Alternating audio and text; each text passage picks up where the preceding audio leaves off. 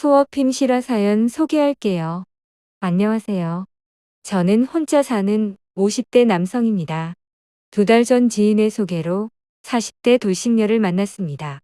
외모는 제가 좋아하는 스타일이 아니었지만 첫 만남부터 여성이 저를 마음에 들어했기 때문에 두 번째 만남부터는 자연스러운 스킨십을 하게 되었습니다.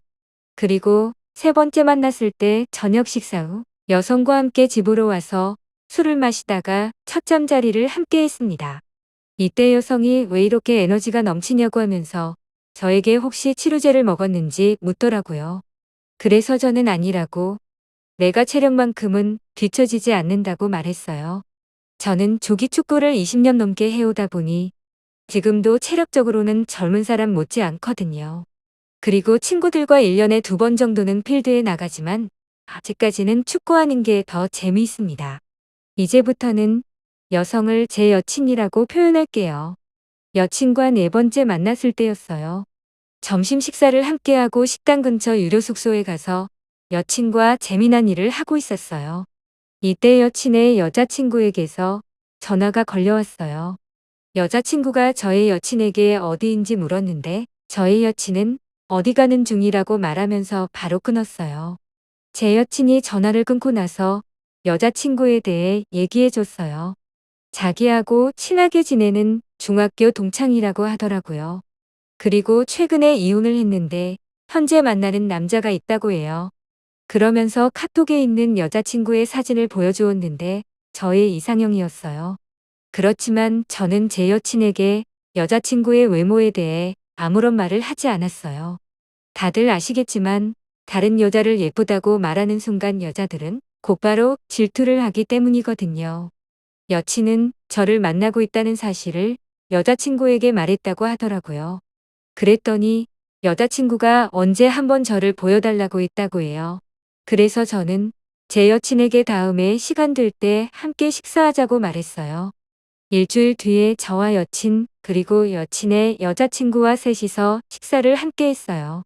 그 여자친구는 외모는 예쁘고 순박한 스타일이었어요. 셋이서 식사를 마치고 헤어지려는 순간에 여자친구가 저에게 다음에 자기 남친과 함께 넷이서 식사를 하자고 하는 거예요. 그래서 저는 알았다고 했어요. 집으로 돌아오는 길에 저는 여친에게 여자친구의 남친은 무슨 일을 하는지 물어봤어요. 그랬더니 사업을 하고 있는데 취미로 점도 본다고 하는 거예요. 그래서 저는 왠지 찜찜한 생각은 들었지만 대수롭게 생각하지는 않았어요. 2주일 뒤 주말 저녁에 넷이서 저녁 식사를 하게 되었어요. 저는 사실 제 여친의 여자친구가 마음에 들었지만 꾹 참았어요. 왜냐하면 여친에 대한 도리가 아니라고 생각했기 때문이거든요. 저녁 식사를 하면서 분위기가 좋다 보니 4명 모두 술을 거하게 마시게 되었어요.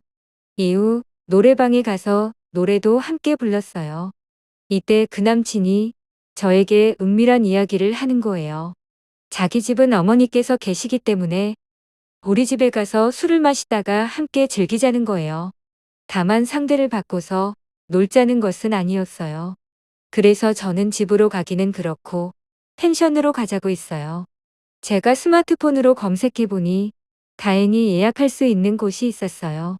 그렇게 넷이서 대리를 불러 펜션을 가서 술을 조금 더 마시게 되었어요. 그러다가 각자 잠자리도 하게 되었어요. 이때 그 남친이 저를 잠깐 보자고 하더니 이번에는 더 솔깃한 이야기를 하는 거예요. 자기 여자친구는 동의를 했다고 하면서 저에게 바꿔서 재미난 일을 하자고 하는 거예요. 저는 이때 취했기 때문에 그 소리를 듣자마자 굉장히 호기심이 생겼어요. 그래서 저는 제 여친에게 물었더니 당연히 싫다고 하는 거예요. 이때 저는 여친에게 여자친구는 동의를 했다고 말했어요. 그러자 정말이냐고 말하더니 제가 원하면 그렇게 하라고 하더라고요. 그래서 저와 그 남자친구는 바꿔서 재미난 일을 하게 되었어요. 저는 처음 해보는 경험이었어요. 그렇지만 생각했던 것보다 재미있지는 않았어요. 그리고 왠지 미안한 마음도 들었고요. 그래서 저는 빨리 마무리하고 제 여친이 있는 곳으로 가서 함께 잤어요. 다음날 일어나서 제가 차를 운전해서 오다가 여자친구와 그 남친을 먼저 내려주고 저는 여친과 함께 제가 살고 있는 집으로 가고 있었어요. 이때 여친이 피곤하다고 말하면서 자기 집에 내려달라고 하는 거예요. 그래서 저는 여친을 내려주고 집에 와서 하루 종일 잠을 잤어요. 저녁 때 일어나서 여친에게 전화를 했더니 받지 않는 거예요. 그리고 문자를 보내고 다음 날 전화를 했는데도 연락이 되지 않아서 저는 여친 집에 찾아갔어요. 여친은 집에 있는데도 문을 열어주지 않았어요. 그래서 저는 잠시 전화 통화를 하자고 했어요. 그랬더니 여친이 저에게 실망했다고 말하면서 저를 2번 다시 만나지 않겠다고 하는 거예요. 그래서 저는 왜 그런지 물었어요. 그러자 여친은 왜 그런 짓을 했냐고 하는 거예요.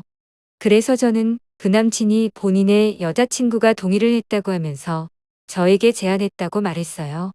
이에 여친은 더욱 화를 내면서 지금 무슨 말을 하는 거냐고 하면서 반대로 말하는 거예요.